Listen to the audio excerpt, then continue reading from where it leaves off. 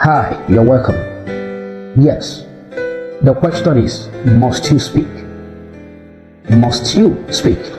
When things are not working out the way you planned, when you are pushed by circumstances of life or by certain influences or narratives to speak against your vision, against your plan, against the purpose of God for your life, must you speak? Must you? Sometimes things appear the way they do, not because that is how they are, but because that is how we frame them up in our mind. Maybe that is how you shape them in your mind through your thoughts. You basically probably took the circumstances of your life to the laboratory of your mind and you came up with a distorted definition and understanding of what they really are, and you began to speak in condemnation of your future, of your vision, of your marriage, of your children, of the will of God and the purpose of God and the promises of God for your life. Must you speak? You see, when you don't know what to say, don't say what you don't know. In court, when you stand in a witness box and you are being asked a question under cross-examination, either by the prosecution counsel or the defense counsel, do you know you have the right to ask for the repetition of the question if you don't actually understand that very question? You have the right to ask for the repetition of the question. You can actually say, I did not understand the question you're asking me. Maybe I may understand it if you explain further. And when you say this in a witness box inside a courtroom, the judge is going to ask the prosecution counsel or the defense counsel to repeat the question, rather than give a straight answer to a question you don't understand, which could possibly convict you of a crime you are innocent of. Must you speak? You must not speak. When you are under pressure as a result of different kind of situations or challenges in your marriage, in your business, in your project, maybe you may have spent so much on your children to train them up, to give them the best of education, to provide all the basic things they needed, to treat them with such kind of responsibility as their parent. And at the end of the day, what you are seeing in their life, their character, their performance, the achievement, the result on the overall is practically nothing to write home about. Must you speak in condemnation of your own effort, at least for having spent so much to give them the best of life, as much as you could afford? Must you speak? In the book of Numbers chapter 14, the Bible says in the verse 1 to 4, and all the congregation lifted up their voice and cried, and the people wept that night. And all the children of Israel murmured against Moses and against Aaron and the whole congregation. Look at what they said.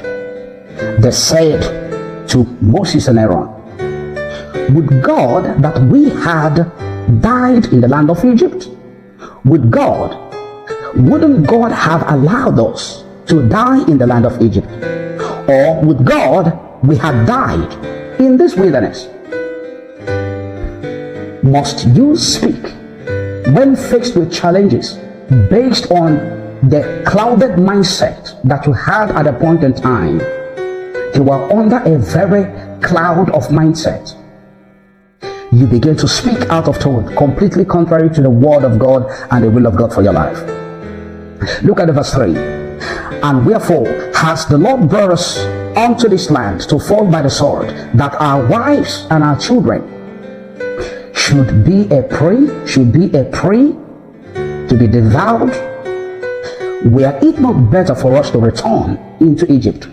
Were it not better for us to return into Egypt? These were sent people that cried for God's deliverance out of the land of Egypt, and God granted them their heart desire, their cry for freedom. And here is a report that is not even verified in the chapter 13 of these Numbers. A report by the 10 spies that was so negative who spoke out of their distorted understanding of what they saw during the expedition of the promised land. They confessed negatively, and because of this, the children of Israel were brought under such influence of negative mindset, and they began to speak when they were pushed by the 10 spies to speak in condemnation of God's promise to their life, to speak in condemnation of God's promise to their generation. They began to speak negatively in condemnation of what the promise and the covenant of God holds for them. Now let's see in the verse 27, what did God say? The same Numbers chapter 14 verse 27. How long shall I bear with this evil congregation which murmur against me? I have heard the murmurings of the children of Israel, which they murmur against me. 28. Say unto them, as truly as I live, says the Lord, as you have spoken in my ears, so will I do to you. As you have spoken in my ears, so will I do to you. Must you speak negatively? Must you speak out of fear? Must you speak out of shallow understanding of what God has in stock, the plan of God for you? Must you speak under pressure? Must you speak out of a competitive mindset, trying to judge your destiny or compare your destiny with that of your friends, with that of your relatives, with that of your colleague in the office, trying to compare your destiny with that of your classmate or classmate? Must you speak? Even identical twins or triplets, they don't have the same destiny. Must you speak?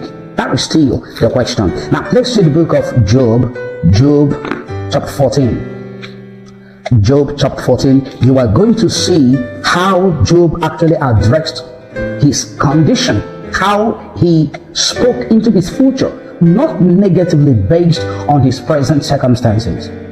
He had lost everything that he had, his resources, his investment, his children, all died one day. They all died as the building collapsed on top of them. But look at what he said. Job chapter 14 verse 14. If a man die, shall he live again? If a man die, shall he live again to see the fulfillment of his dream, the fulfillment of his purpose, the accomplishment of his purpose, the performance and the fulfillment of God's promise to him? If a man dies, shall he live again? All the days of my appointed time will I wait till my change comes. All the days of my appointed time will I wait till my change comes. Will you wait or speak out of tone? Would you wait or speak contrary to what you have envisaged, to what you have already planned from the outset of your project? Would you wait? Will you wait or speak in condemnation of all the investments you have already made in your life, in your marriage? Will you wait to see the change? Will you wait or will you speak in condemnation or in contrary? May God give you grace to speak when you're supposed to speak and to be silent when you are expected to be silent. God bless you. Welcome to God's Presence. Worship with us at Vocos Praise International, aka The Appointed Place, number 3 Tom Agbuji / Cherubim Road, 2nd floor, off UST Roundabout, mile 3 Diobu, Port Harcourt, Rivers State. Service days: Saturdays, 8 to 11 a.m. Sundays, 8 to 11 a.m. Last Wednesdays, Communion and Vigil 10 p.m. to 2 a.m. Wednesday Counseling, 11 a.m. Call or WhatsApp for more information. +234 0708 476 7258. You shall not be disappointed at the appointed place. Pressure and emotional instabilities are battles you must fight by yourself if you must enter your Canaan land, because God doesn't understand pressure or emotions as admissible facts in defense of disobedience to divine instructions. He is not a human being. God doesn't come under pressure or emotional instability. God is not a human being. God doesn't understand pressure. God doesn't understand emotions. The mind is the realm of thought and thinking. It is from thinking we come under pressure. We have emotions. We have emotional balance based on our ability to balance our thoughts. We have emotional instabilities. Our emotions rises up and comes down. Support the work of God under our care. Proverbs 11 verse 24. It is possible to give freely and become more wealthy, but those who are stingy will lose everything. NLT. The harvest is great but the laborers are few. Luke 10 verse 2. Dollar account. Nnawuihe Maxwell Nnawuihe. Account number 2040545574. 2040545574. Swift code FBNINGLA. FBNINGLA. Bank First Bank PLC. Naira account Maxwell Nnawuihe. Account number 10198666723. 10198666723. Bank Polaris Bank Limited. Given it shall be given to you. Good measure, pressed down, shaken together and running over, shall men give to you.